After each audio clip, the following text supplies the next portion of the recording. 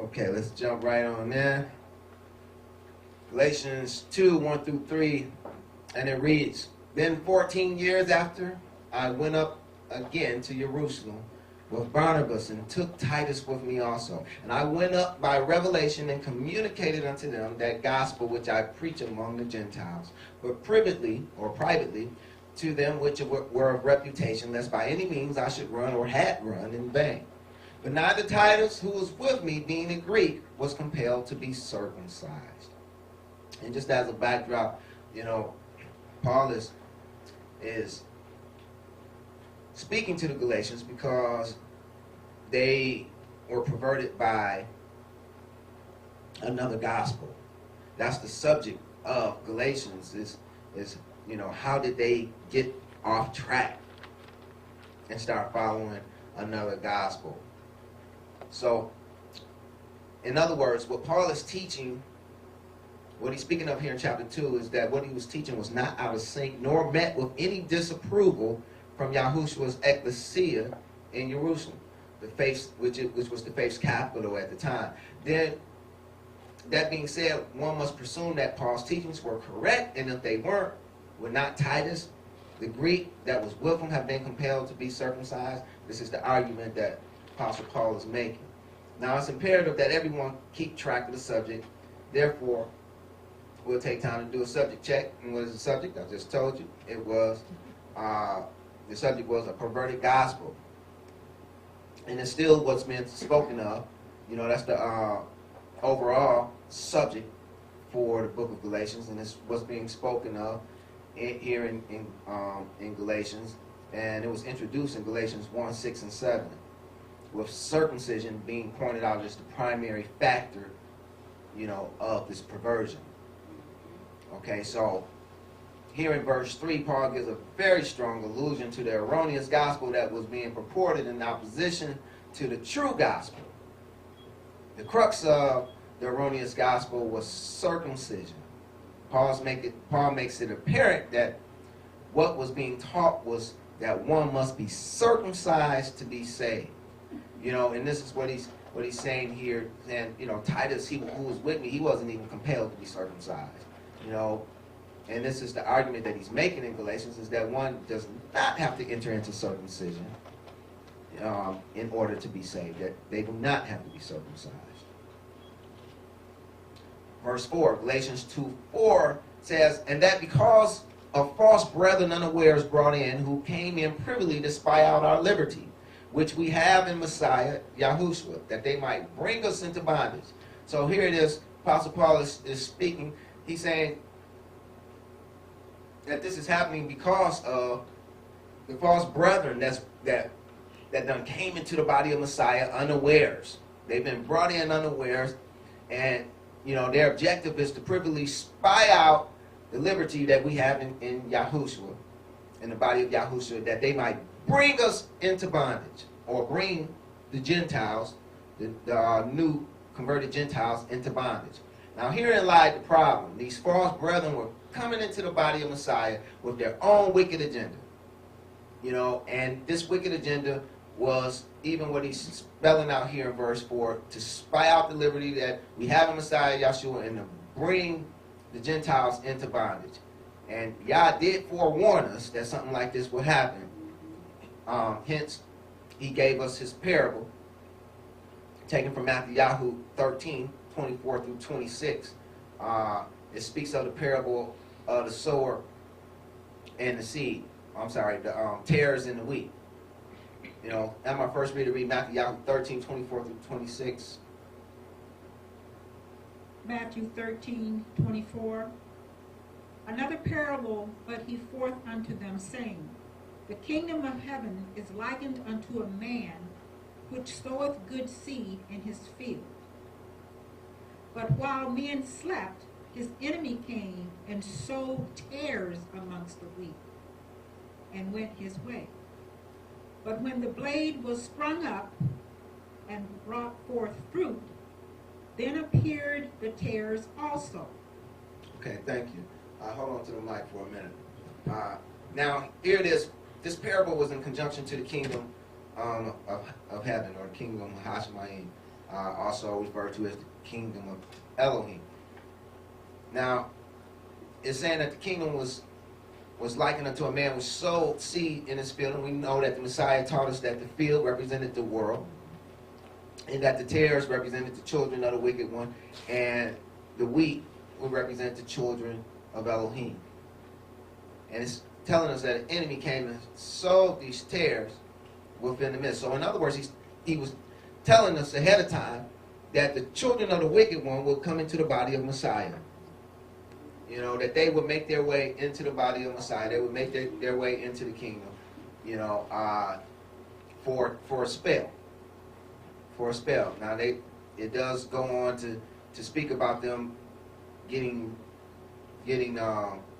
put out of the kingdom, but that's not until the end. Now, Jude also spoke of false brethren coming in unawares.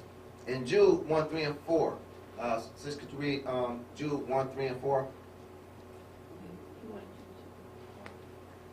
Continue. Jude 1.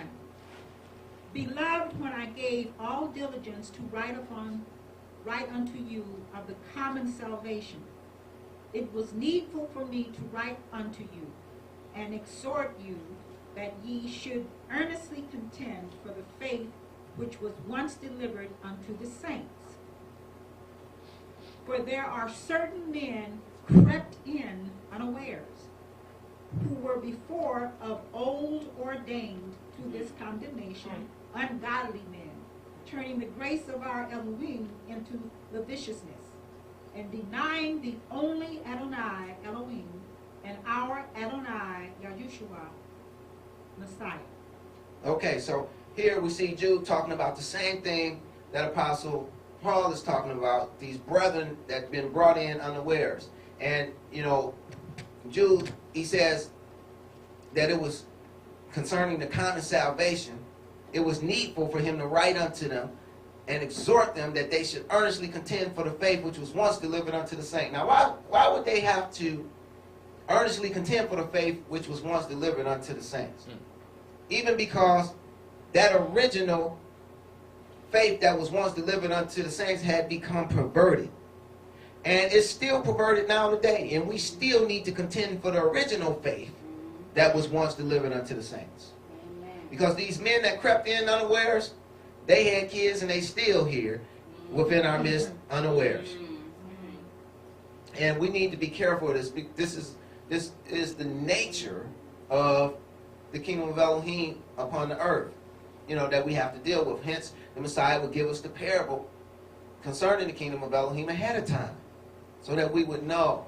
And the apostles, they did catch on to this, and they did realize this. Hence, we have Apostle Paul speaking about it in Galatians 2:4, as well as Jude speaking about it here in Jude 1, 3, and 4.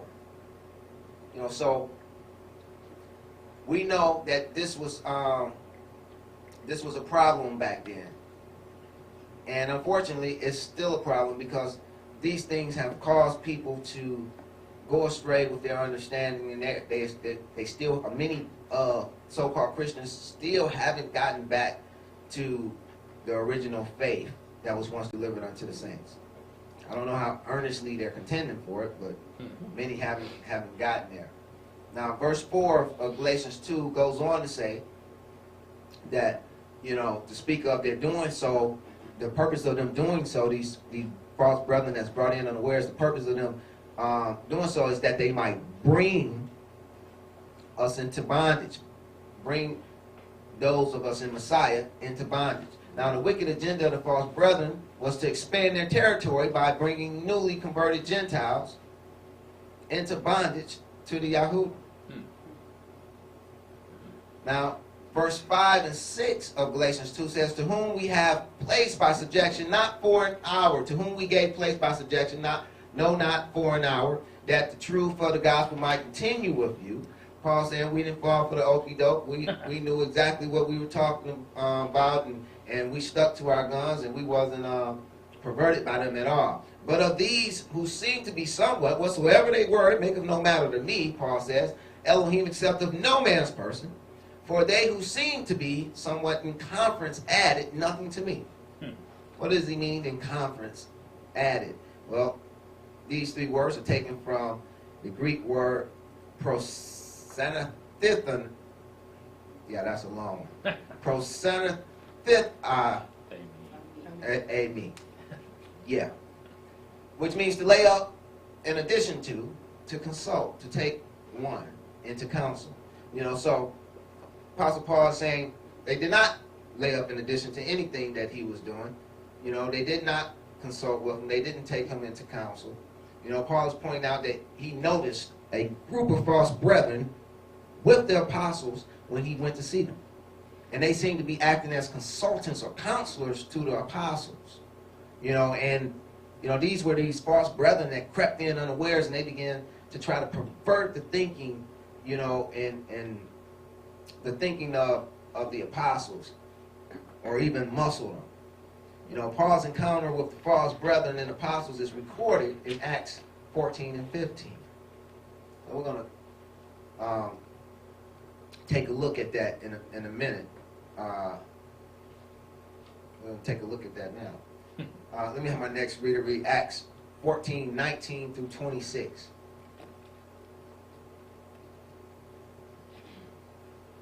And there came thither certain Jews from Antioch and Iconium, who persuaded the people, and having stoned Paul, threw him out of the city, supposing he had been dead.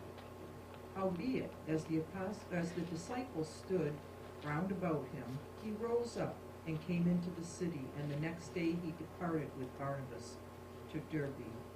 And when they had preached the gospel to that city, and had taught many, they returned again to Lystra and to Iconium and Antioch, confirming the souls of the disciples and exhorting them to continue in the faith, and that we must through much tribulation enter into the kingdom of Elohim. And when they had ordained them elders in every ecclesia, and had prayed with fasting, they commended them to Adonai, on whom they believed. And after they passed through Pisidia, they came to Pamphylia, and when they had preached the word in Perga, they went down into Attalia, and thence sailed to Antioch, from whence they had been recommended to the grace of Elohim for the work which they fulfilled. Okay, so here it is. These certain Yahudims being spoken about again. And it says they were from Antioch and Iconium, and they persuaded the people and stoned Paul. You know, so he had been dealing with these cats, you know, for a minute. And if you follow along with Paul's ministry, you see that they were on him. They were on him strong.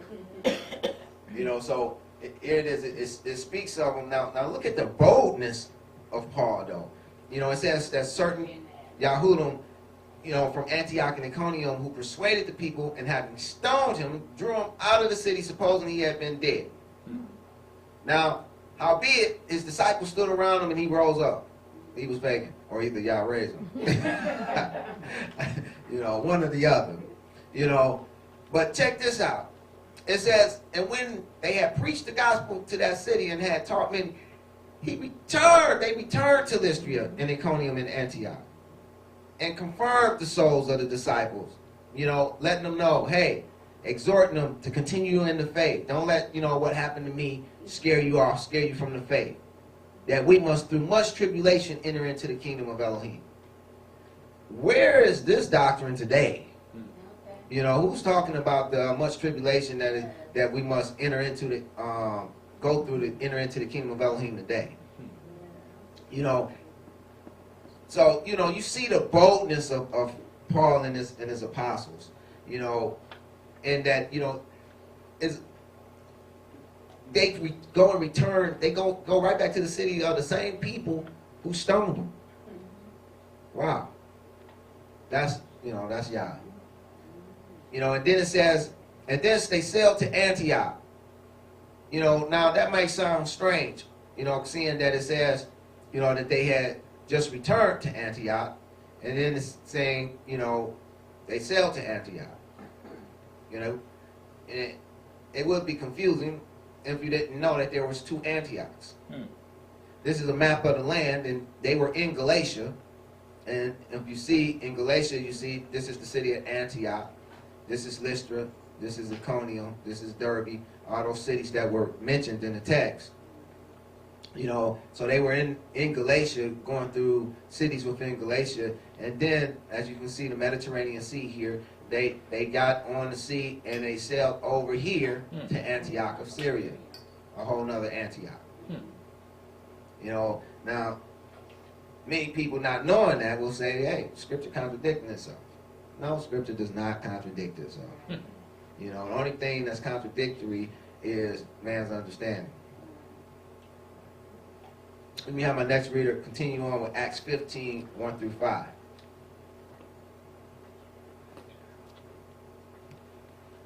Acts 15, 1 through 5.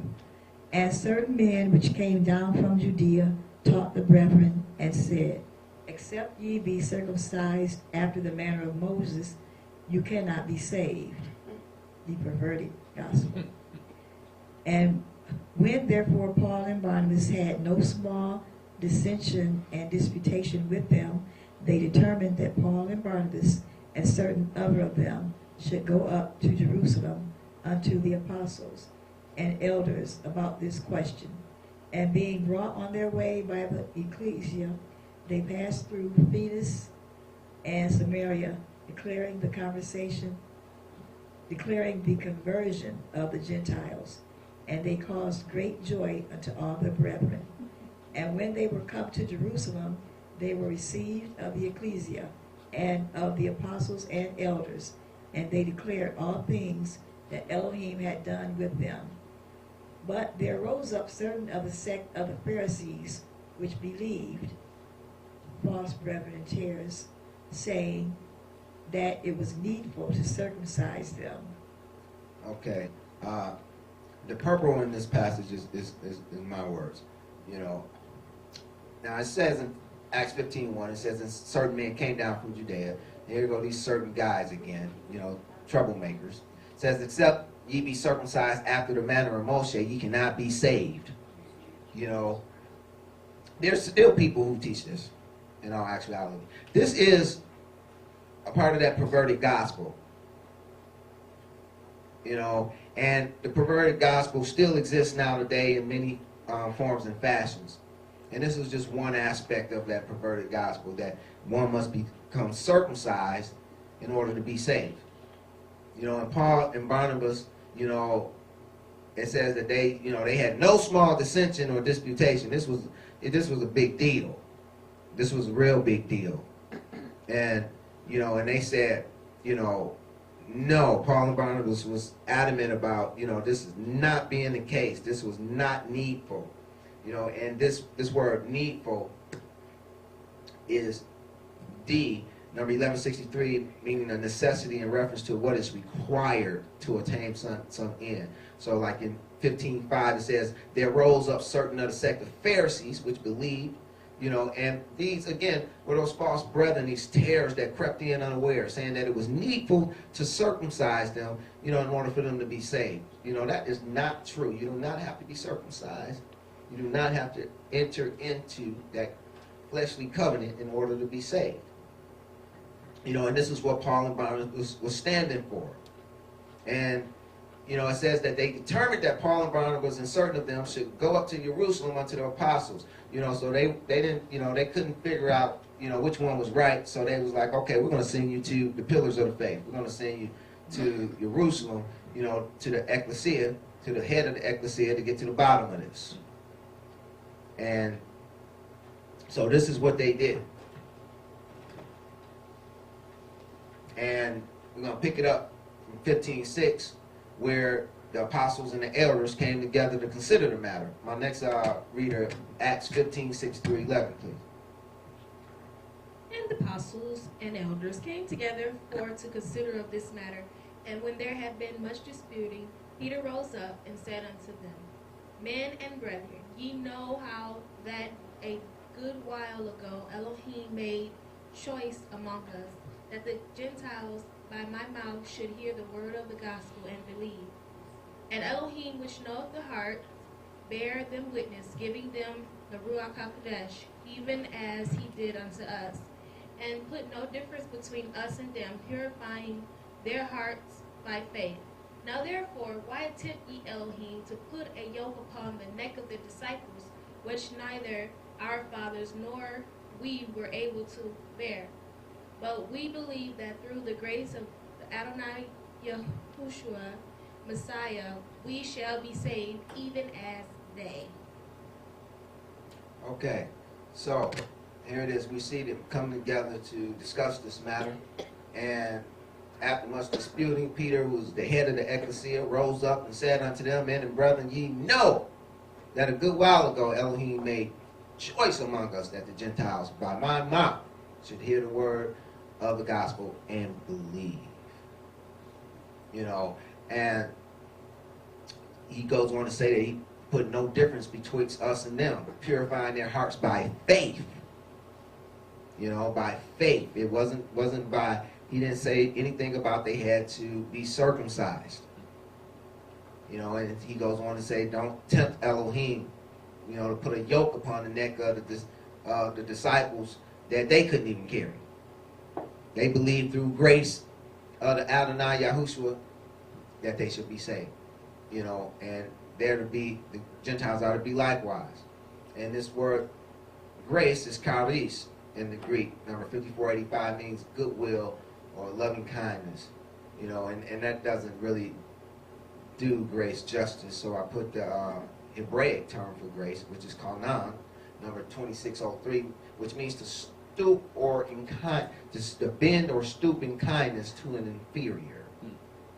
You know, and it's kind of like Baruch, you know, where one bends before someone, and it speaks to subjecting yourself to him. And this, of course, is what the Messiah did. He came down to his creation that was inferior to him, and he subjected himself to their authority, even to the point of death. Wow. Even when he knew they were wrong, and he knew he could stop them. You know, so that's an awesome picture of grace. So that's what grace looks like. Now, Acts 15:12 goes on to say, Then all the multitude kept silence and gave audience to Barnabas and Paul, declaring what miracles and wonders Elohim had wrought among the Gentiles by them. So not only was Paul and Barnabas going around and preaching this, Yah was bearing witness to their words through miracle signs and wonders. That should have been enough right there. Or even as the Messiah said, if you don't believe me, then believe the works that I do. You know, so even if you don't believe me, believe for the work's sake. Because only Elohim could be doing the works. But why all the commotion over circumcision? What's the big deal? To properly understand the scenario, one must first consider the wicked agenda of these false brethren. So let us take another look at their agenda. It says that they came in privily to spy out our liberty, which we have in Messiah Yahushua, that they might bring us into bondage. Now that we know the false brethren's plan and purpose is to bring the Gentiles into bondage, and those, even those in the body of Messiah, to bring them into bondage, let's consider why circumcision was chosen as the means to do that. You know, because, you know, they could have thought of another way, but they chose circumcision. Why? And the answer is found in Genesis 17:11, where circumcision was introduced to Abraham. It says, you know, Yah is telling them, and ye shall circumcise the flesh of your foreskin, and it shall be a token of the covenant betwixt me and you. Okay, so hereby we learn our answer, because the circumcision was the oath in the Hebrew. That is the symbol of Yah's covenant with Israel's flesh men. You know, it was a covenant of flesh, and that was the symbol of it. To see the significance of this, one must consider that Israel was practically the only nation that circumcised their men during that time. Yes. Therefore, circumcision could easily be used as an identifier. Yes. You know, and you know, the Yahudim was head over Israel. Everyone that was in Israel, they were actually, you know, head over them, and they had authority over them. Yes. You know, how could we prove that you're one of ours? Yes. You know, one way would be to take the men and you know show me your goods. You know, yep, see, he's one of ours. You know, the circumcised man would be exposed. You know, it would be real easy for them to provide proof that they were under their authority. You know, so that's why the circumcision was chosen, because it could be used as an identifier, thereby giving the Yahudim the proof they needed to subject the new Gentile converts to their authority. You know, so now, you know, they can go through and say, look, they're one of ours. You know, so you're gonna do what we tell you. You're gonna follow Torah the way we tell you to follow it. Otherwise, you know, we're gonna bring you up on charges. You know, take you before the courts. You know, but seeing that circumcision, you know, so that's why Paul and Barnabas were so adamant against it. You know, but seeing that circumcision was of Yah, and Yah is eternal, you know, and he never changes, is circumcision, you know, really not necessary now? And circumcision still does have an application in our faith. It's just not of the flesh anymore. And this is what Romans 2:25 through 29 speaks to. My next reader, Romans 2:25 through 29, please. For circumcision verily profitable, if thou keep the law. But if thou be a breaker of the law, thy circumcision is made uncircumcision. Therefore, if the uncircumcision keep the righteousness of the law, shall not his uncircumcision be counted for circumcision? And shall not uncircumcision, which is by nature, if it fulfill the law, judge thee, who by the letter and circumcision dost transgress the law? For he is not a Jew, which is one outwardly, neither is that circumcision, which is outward in the flesh, but he is a Jew, which is one inwardly, and circumcision is that of the heart, in the spirit, and not in the letter, whose praise is not of men, but of Elohim.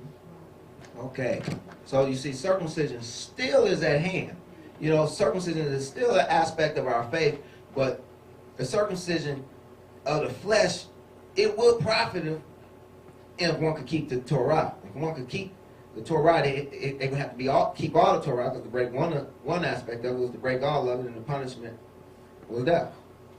You know, so if you're a breaker of the law, thy circumcision is made uncircumcision. Therefore, if the uncircumcision, speaking of the Gentiles, keep the righteousness of Torah, shall not his uncircumcision be counted for circumcision? And shall not uncircumcision, which is by nature, if it fulfill the law, judge those who by letter and circumcision do transgress the law? Of course. You know, Yah is a just there. And, you know, and Paul goes on to say that a Jew is not a Jew outwardly. You know, it's not about this outward thing. It's about an inward thing. You know, and the circumcision isn't the circumcision for the body of Messiah isn't of the flesh. It isn't an outward thing. It's a circumcision of the heart. It's an inward thing. You know, it's of the heart and the spirit. It's not in the letter, you know, where the praise can be of men. You know, they praised men. They praised Moshe. Moshe is their greatest, who they consider to be the greatest prophet that ever walked the earth. You know, because of course, they don't accept the Messiah. You know, but they look to Moshe and they praise Moshe, but Moshe was just a man, where the Messiah was Elohim himself. You know, so our praise is not of men, our praise is of Elohim. Now, that said, I can see two reasons for Yah's covenant with flesh. One being that he might dwell with men, you know, if he wants the tabernacle within our midst. And the other is to condemn sin and its curse of death within the flesh of Israel. You know, so, and not just the flesh of Israel, but flesh in general. Now, before Yah would dwell with flesh, that flesh must become dedicated to him, hence the circumcision. And secondly, it must become clean and holy, hence Torah. You know, this is why he had Abraham, you know, to circumcise himself, and then, you know, the seed of Abraham was to continue this this custom, entering it into covenant with Elohim through circumcision. But what was entering into covenant was the flesh. You know, hence he made two covenants in our actuality with Abraham. You know, the first one was a covenant of flesh, and the second one was a covenant of spirit. You know, by which his son Esau came about.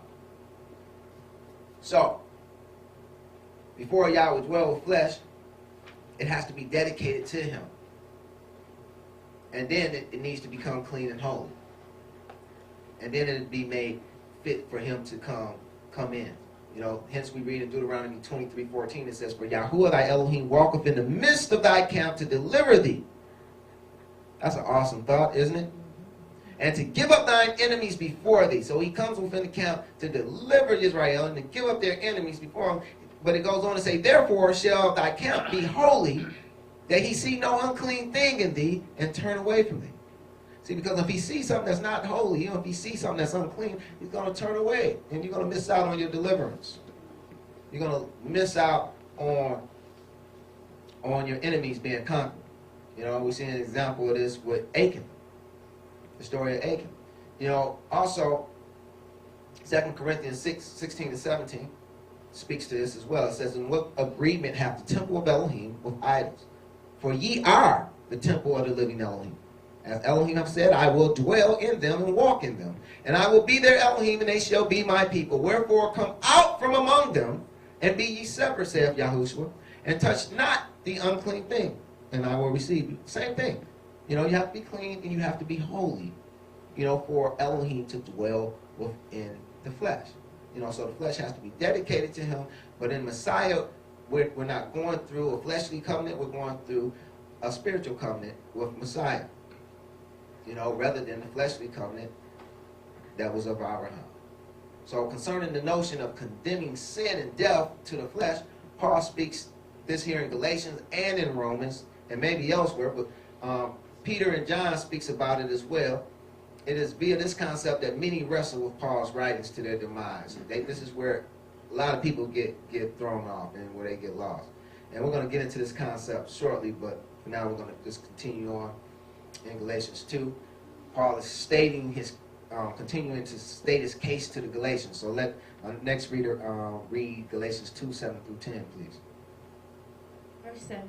"But counterwise, when they saw that the gospel of the uncircumcision was committed unto me, as the gospel of the circumcision was unto Peter." Verse 8. "For he that wrought effectually in Peter to the apostleship of the circumcision, the same was mighty in me toward the Gentiles." Verse 9. "And when James, Cephas, and John, who seemed to be pillars, perceived the grace that was given unto me, they gave to me and Barnabas the right hands of fellowship, and we should go unto the heathen, and they unto the circumcision." Verse 10. "Only they would that we should remember the poor, the same which I also was forward to do." Okay, so Paul is simply pointing out that this matter was settled, and that those who now oppose his teachings, likewise, they're opposing the original decisions of the pillars of the faith, which was James, Cephas, and Yochanan. You know, you know, they were the pillars of the faith. They were the head of the ecclesia, you know, and they the ones who made the decision, you know, that what Paul and Barnabas was teaching was fine. And the only thing that they added is that they remember the poor, but that was something that Paul was doing anyway. So he's stating this case to the Galatians, saying, hey, you know, I told you right from the beginning. You know, it's not us that's wrong. It's these other guys. You know, these ones that done crept in unawares. He continues on in 11 through 13. My next reader, Galatians 2, 11 through 13. When,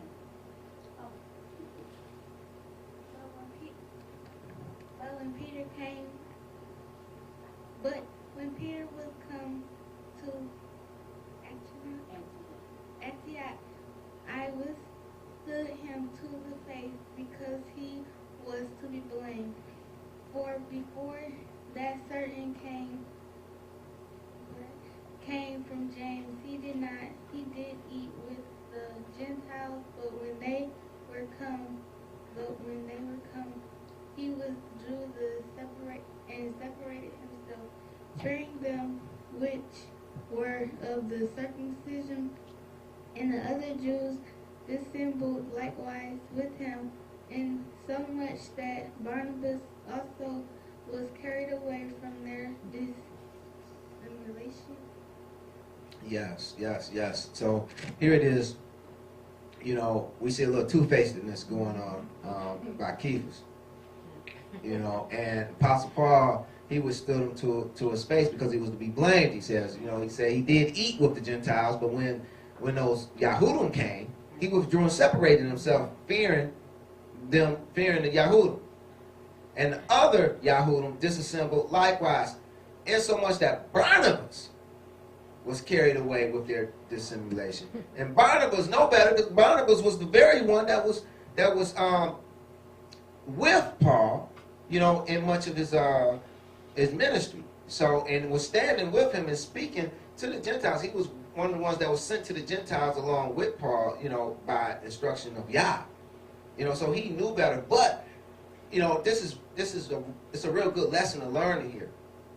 Because we just read about how Peter supported Paul's teachings, and here he's noted as eating with the Gentiles, but then drawing back.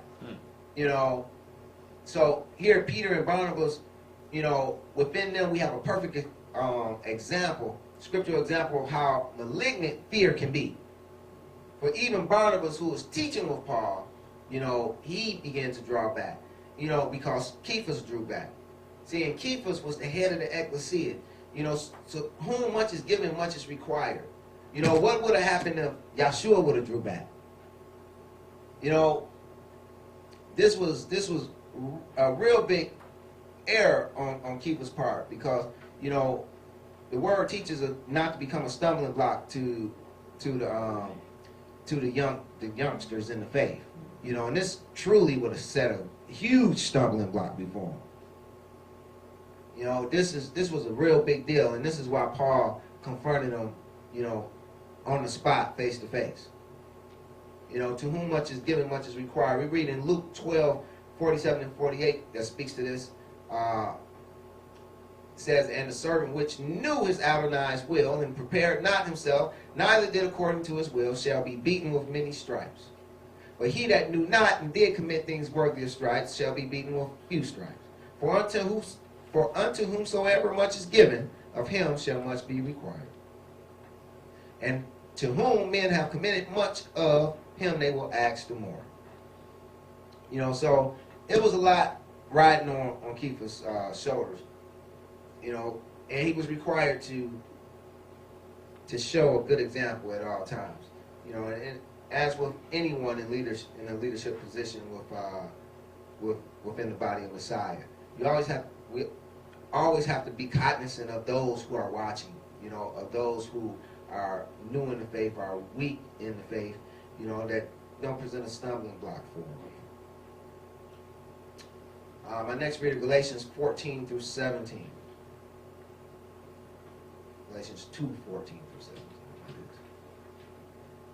But when I saw that they walked not uprightly according to the truth of the gospel, I said to Cephas before them all, If thou, being a Jew, liveth after the manner of Gentiles, and not as do the Jews, why compellest thou the Gentiles to live as do the Jews? We who are Jews by nature, and not sinners of the Gentiles, knowing that a man is not justified by the works of the law, but by the faith of Yahushua Messiah. Even we have believed in Yahushua Messiah, that we might be justified by the faith of Messiah, and not by the works of the law. For by the works of the law shall no flesh be justified. But if, while we seek to justify by Messiah, we ourselves also are found sinners, is therefore Messiah the minister of sins? Elohim forbid. Yeah, so here it is. Apostle Paul is putting Peter on the spot here. You know, right in front of the Yahudim and everything. You know, letting them know if you been one of the Yahudim, livers after the manner of the Gentiles, you know, and not as do the Yahudim, why compel us the Gentiles to live as do the Yahudim? You know, so here it is, you're being two-faced. You know, don't do that, keepers. You know, he's putting them on the spot, you know, so that, you know, all can know the truth. You know, because knowing that a man is not justified by the works of the law, but by the faith of Yahushua Messiah. You know, and this is where a lot of people get twisted. You know, works of the law versus the faith of Yahshua.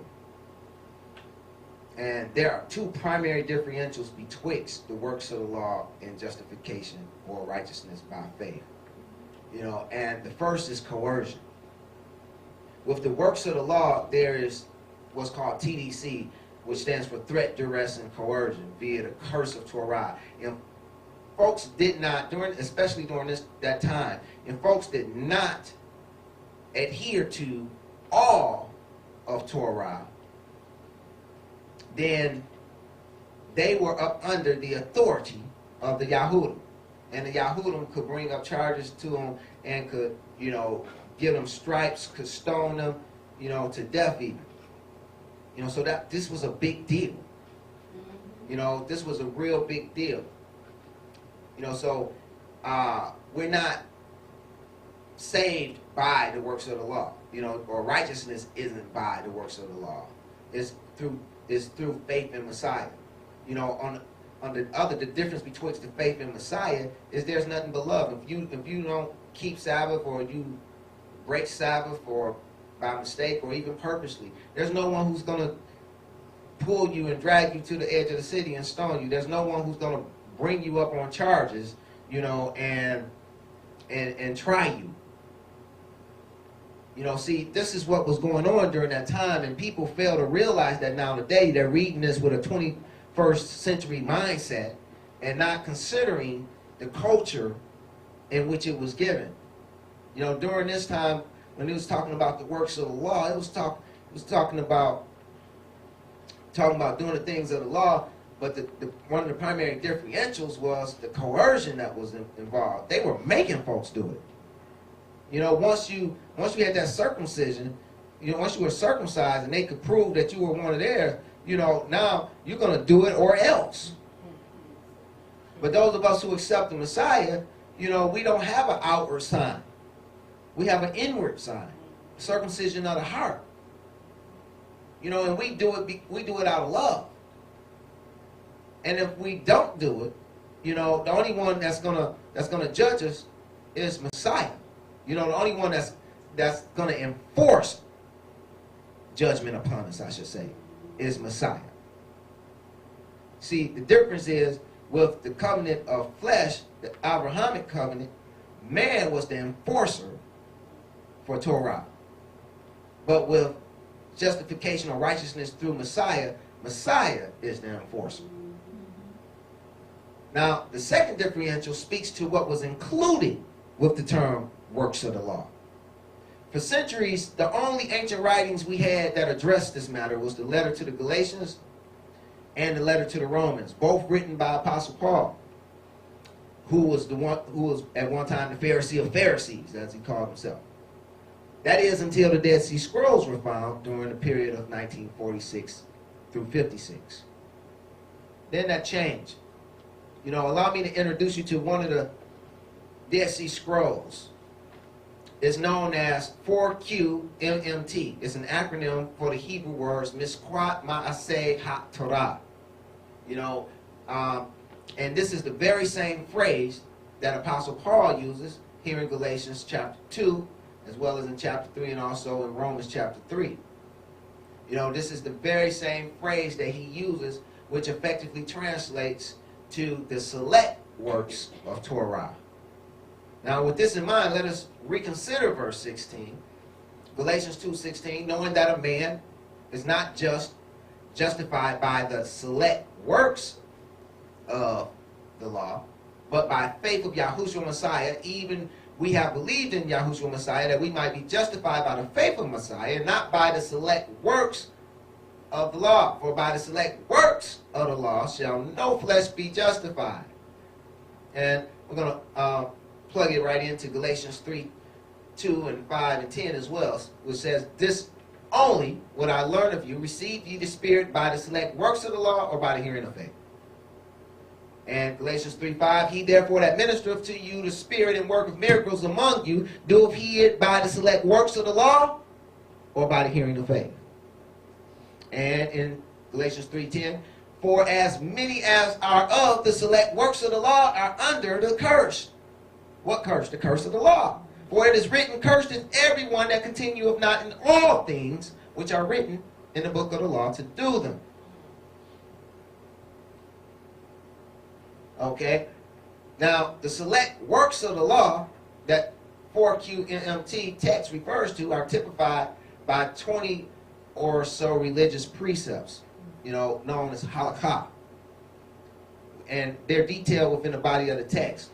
Now, for the first time, we can really understand what the select works of the law Paul is writing about, what they in fact are. For we now have a Jewish document made by the Pharisees detailing some of the select works of the law.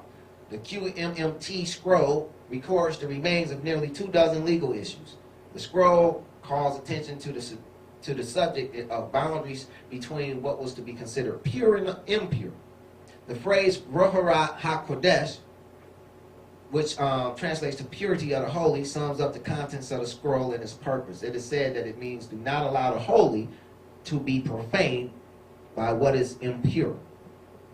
Now these were some of the select works of the law, the higher or the most important works of the law. And some of the issues that were discussed was Gentile corn being brought into the temple, the presentation of Gentile offerings, the offering of sacrificial meat in unfit, impure, that is Gentile-made vessels. So even if it was made in a Gentile vessel, it was unfit to be brought into the temple. Rulings concerning the cleansing of lepers, admitting the blind and the deaf into the temple, the transmission of impurity by a flow of water, the intermixture of wool and linen, and perhaps the climax of the discussion, the intermarriage of priests with the common people. Yeah. So these things were the select works of the law. These rulings or works of the law were on the most part made man-made interpretations or amplifications of Torah. And they used to use these man-made extensions, to rule over the people. Now, many of these man-made extensions of Torah survive today in the form of what the Yahudim call the Talmud, which works to build a wall around Torah to keep it from being broken. Now, throughout the years, the successive layers of this wall has manifested into what is known today as the codified rabbinic works of the Mishnah and the two Talmuds, that is the Babylonian and Jerusalem Talmuds. Now, it's also important to note the great reverence that the Yahudim have for their oral Torah, so much so that they place its authority above the written word of Elohim. That's right. They take the oral Torah and they exalt it above the word of Elohim. If the rabbis, said that it went this way, it doesn't matter what the word said. They are to do what the rabbis said. Their authority is over the written word. And a lot of people don't know and understand that, and they run to the Yahudim for clarity. Big mistake. Hence the Messiah will say, beware of the leaven of the Pharisees, which spoke to their doctrines. Another thing we learned from 4QMMT is that the Yahudim did, in fact, hold a doctrine to which Apostle Paul is speaking of and disputing here in Galatians as well as in Romans. That one's keeping of these select works of the law, these works of the law was reckoned righteous by them. They believed that when one did these select works of the law or followed the rabbis' teachings, that they were made righteous by the rabbinical teachings. Now that being said, consider this passage from the text taken from 4QMT.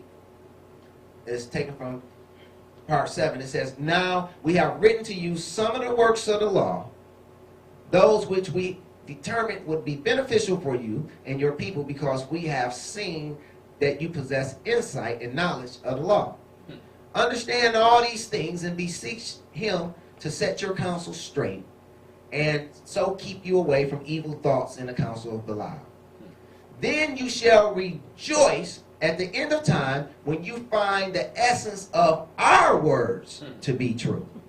And it will be reckoned to you as righteousness, in that you have done what is right and good before him, to your own benefit and to that of Israel. See, this was their belief. They believed that their words, that the essence of their words were true. Not Scripture. Their words that they uphold over Scripture. And they reckon that to be unto men as righteousness. Even as it is detailed within this manuscript. So hereby we have concrete evidence today that speaks to the essence of Paul's argument concerning justification by works of the law, or justification by faith in Messiah. So with this in mind, let us again consider Paul's words. Galatians 2:16, knowing that a man is not justified or made righteous by the works of the law, but by the faith of Yahushua Messiah, even we have believed in Yahushua Messiah that we might be justified by the faith of Messiah and not by the works of the law. For by the works of the law shall no flesh be justified. And the reason why is because these works of the law not only included the words of Elohim, they also included the words of men. These mere men, these rabbinical teachers, had a perverted understanding of Yah's word, but yet their words and their thoughts, no matter how perverted they were binding. And that was the problem. They were binding, even though they weren't the words of Elohim. They were simply the words of men, interpreting the word of Elohim. Yet they were still binding because they were the rulers. They was the ruling class. They had the seat of Moshe. They were the ones that was exercising authority over Yah's people. That's real important to know. Now, but if while ye seek to be justified by Messiah, made righteous by Messiah, we ourselves also are found sinners, is therefore Messiah the minister of sin? Elohim forbid. See, but you have so many people who will tell you that the law of Elohim is done away with, that Torah is done away with. No, the Torah of men is done away with. There's two Torahs, and that's what people don't get. There's the oral Torah and there's the written Torah. And they were both entrusted to men, but one was purely written by men, and the other was written by Elohim. Well, the one that was written by men is the one that had to go. But the words of Elohim are eternal, even as He is eternal. And even as He changeth not, they changeth not. But if while we seek to be justified by Messiah, we ourselves are found sinners. You don't have no business being a sinner when the Messiah came to destroy the works of sin. He came to destroy sin, to condemn it in the flesh. Messiah is not the minister of sin. Elohim forbid. How dare you say that that the Messiah is your El and King, that he's your Adonai, and then you live a life of sin. He goes on in verse 18 through 20, he says, if I build again the things which I destroyed, because the Messiah destroyed the works of the law. He destroyed these man-made laws and the authority that they had over his people. But if you build again the things which was destroyed, you make yourself a transgressor. He says, for if I build again the things which I destroyed, I make myself a transgressor.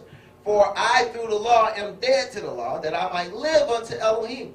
I am crucified with Messiah. Nevertheless, I live. Yet not I, but Messiah liveth in me. And the life which I now live in the flesh, I live by the faith of the Son of Elohim, who loved me and gave himself for me. Yes, hallelujah. Now, it says, I am crucified with. These 4 words are taken from sustoro, number 4957, meaning, which is a compound word, from sun, which is 4862, meaning union or together, and storo, which is 4717, meaning to impale on a torture stake. So in other words, he's speaking about, when he says I'm crucified with Messiah, he's speaking about being in union or being together with him on that torture stake. You know, hence the Messiah will say, pick up your torture stake or your cross and follow me. No, he's talking about us being in unison with him on that torture stake.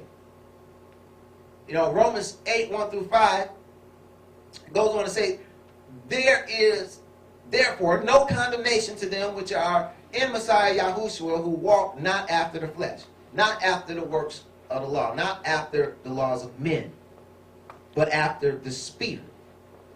For the law of the Spirit of life in Messiah Yahushua have made me free from the law of sin and death. Now, take note that it says for the law of the Spirit. The Spirit still has a law. It still has a Torah. This word law is the same as this word law. They're both speaking of Torah, but one is speaking about the Torah of Elohim, and the other is talking about the Torah of men, which brings about sin and death.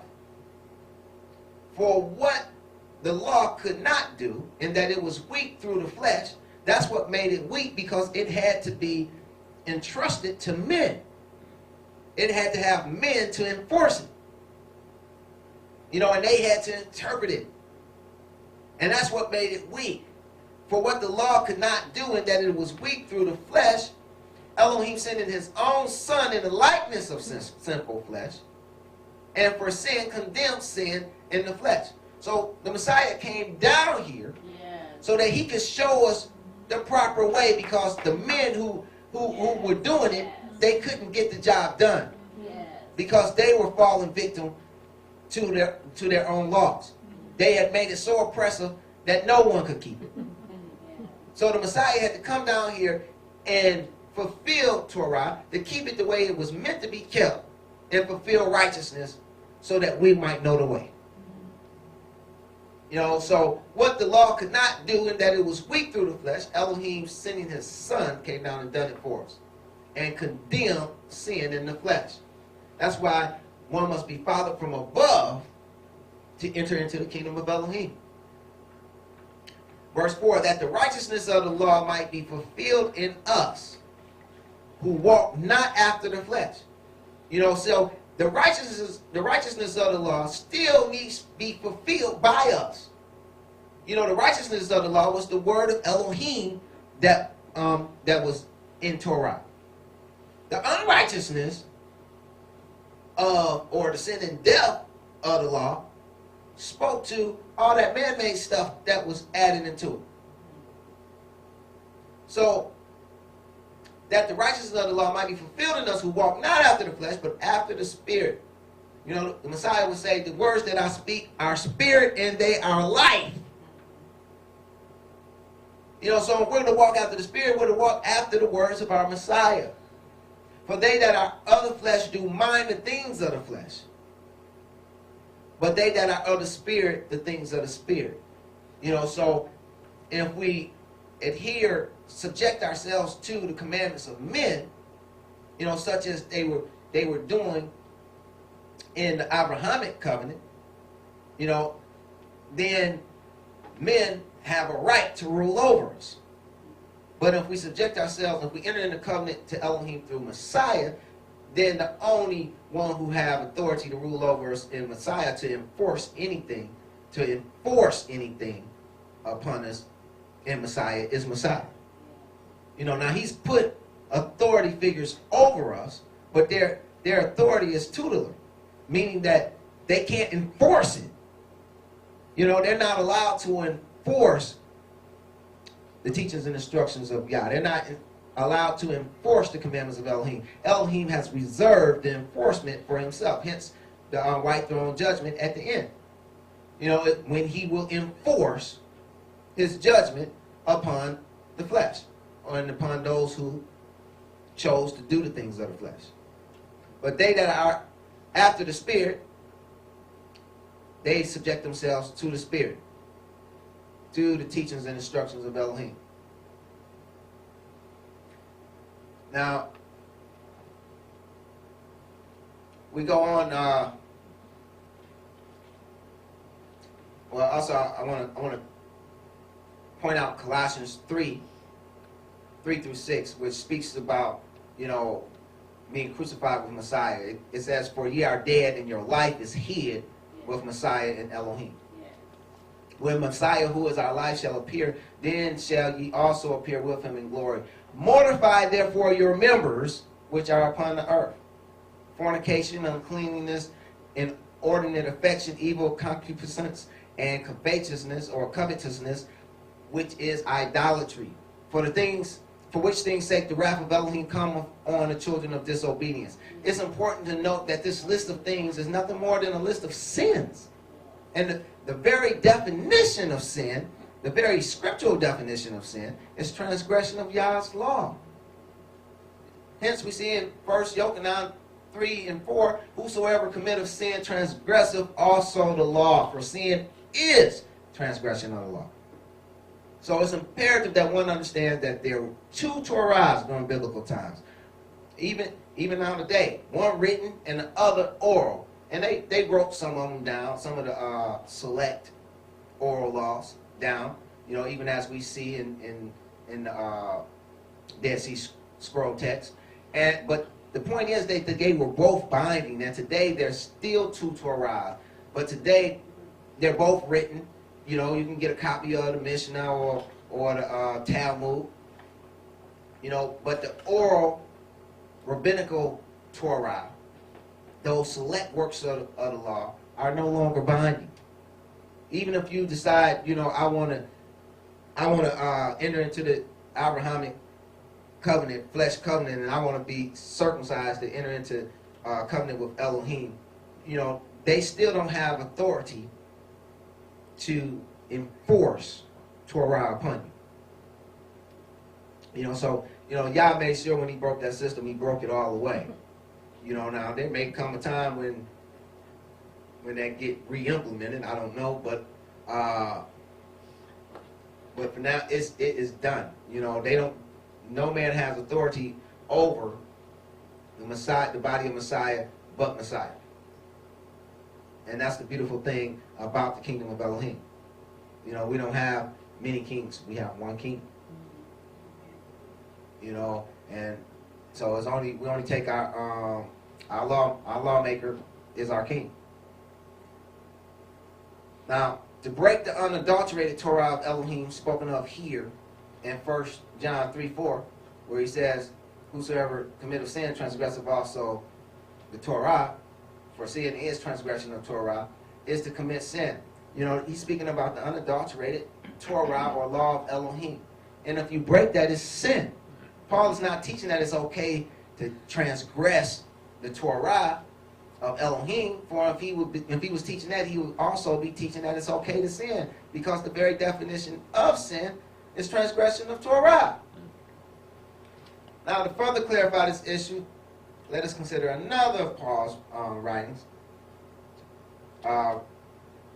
Romans 8:10. Did we do this? Yes. Next slide. Galatians 2:20. "I am crucified with Messiah." We didn't do that? No. Rewind. Well, when we did 1 through 5. Okay.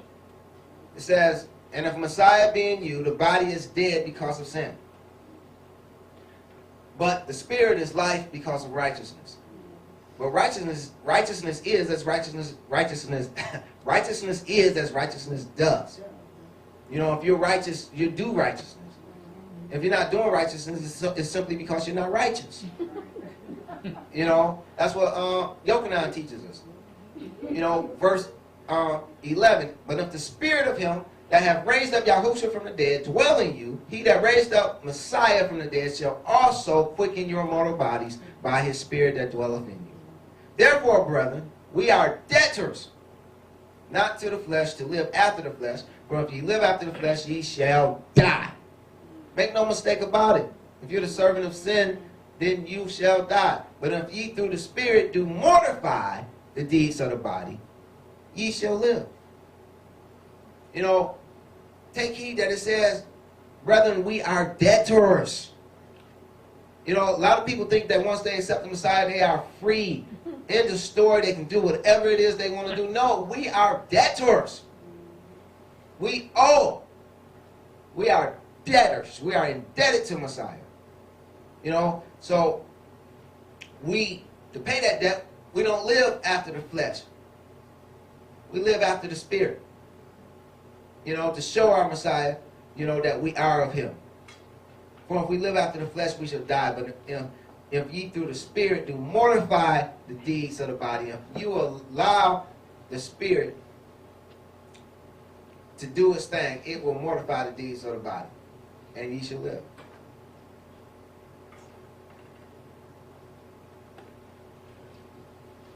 Galatians 2:20, I am crucified with Messiah, nevertheless I live.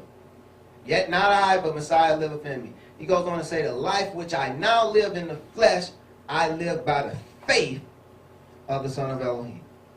But what is the faith of Yahushua? This word faith is pistis in the Greek, number 4102. It means firm persuasion. That is credence or moral conviction. You know, so faith speaks to being persuaded about something. But what are we persuaded by of Yahshua? You know, so if we're to live by the faith, by the persuasion of the Son of Elohim, we need to ask ourselves, what is it of Yahshua or the Son of Elohim that's persuading us to act? Galatians 2:21 goes on to say, I do not frustrate the grace of Elohim, for if righteousness come by the law, the Messiah is dead in vain. It wouldn't have been no reason for him to come. You know, for if the law, which included the Torah of men, the oral traditions, could have brought about righteousness, even as the Yahudim proclaimed that those who do those select works of the law, it would be counted as righteousness for them in the end. If that was the truth, then the Messiah wouldn't even have to come. That is a lie from the pit of Hades. You know, what does he mean by he don't frustrate the grace of Elohim? This word frustrate is thetio, number 114. It means to thwart the efficacy of anything, to nullify, to make it void. So he's saying he don't nullify the grace of Elohim. Because if you live a life of sin, you are nullifying the grace of Elohim. You know, if you live in your life in accordance to unrighteousness of men, you nullify the grace of Elohim. Paul is saying he does not frustrate the grace. That is, he don't nullify the grace of Elohim by subjecting himself to men's laws made by men. For the whole reason Yahushua died was so that we could be saved from death, that is the curse of the law.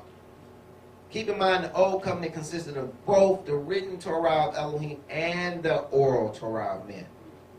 Both were binding and enforced by men. You know, and this is what Paul is addressing here in Galatians as them trying to bring them back up under bondage, because they were trying to get them on the hook to be subject to the authority of the Yahudim.